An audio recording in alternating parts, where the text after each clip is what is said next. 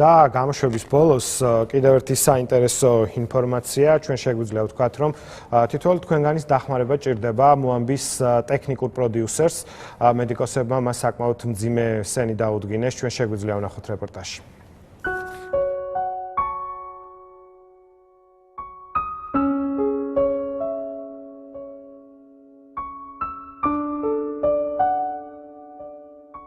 ექიმთან მივიდა მარტო.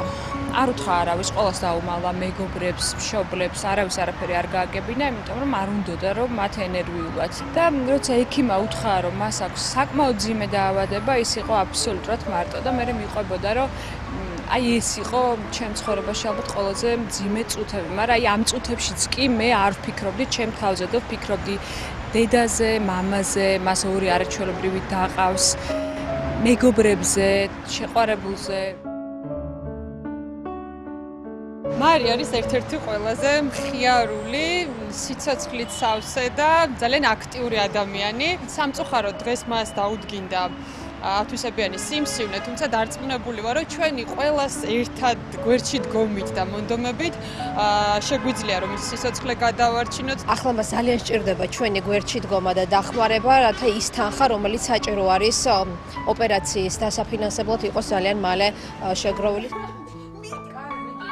ფონდს აქვს საკი ანგარიში, რომელიც არის მარიამისთვის განკუთვნილი. დილის მონაცემებით ვიცი, რომ 350 ლარი იყო სამწუხაროდ მხოლოდ იმ ანგარიში შემოსული.